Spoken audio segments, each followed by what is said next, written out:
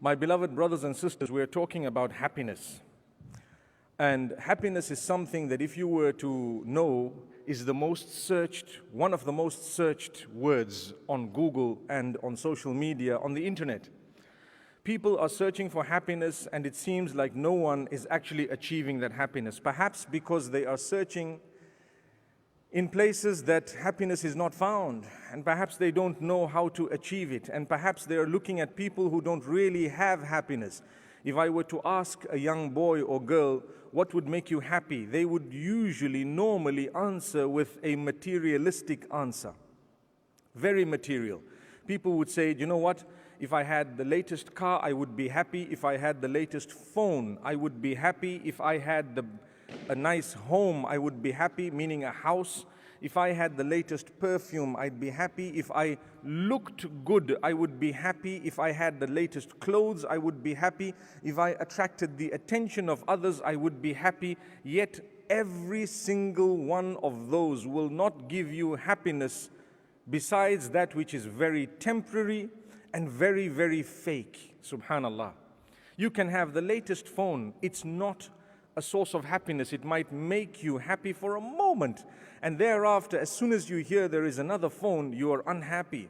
It goes to show that there is something wrong. Maybe your understanding or my understanding of happiness needs to be fine-tuned in accordance with what my Maker has taught. And definitely, if you would like happiness, there is no way that you could ignore revelation. There is no way that you could ignore the one who made you and I. For indeed, it is only through the teachings of the one who made you that you will understand why you're in existence. If you take a look, subhanallah, at yourself, you will realize that there was a time when you were not in existence. There was a time when nobody could actually refer to you as he or she or even it, because you didn't exist. So you came from somewhere, and so did I. Whoever made me has definitely sent a message to me telling me why he made me. And if I were to search revelation, whatever is available on earth today, I would definitely find that the most authentic of all those books is the Quran, without a doubt, without a doubt. People may have a lot to say about what is in the Quran because they don't understand, or they don't know the context, or they haven't looked into it, or perhaps sometimes they are tainted with some form of a lack of understanding. May Allah subhanahu wa ta'ala open our doors.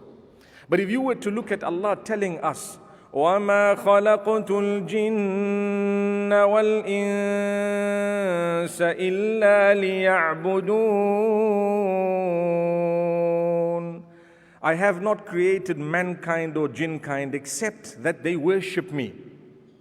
People look at that verse, and I promise you, I've had young people tell me, that is so boring. A'udhu billah. That is so boring. So maybe you haven't understood that verse. It actually refers to leading your entire life within what Allah has ordained, and that will bring about happiness and contentment.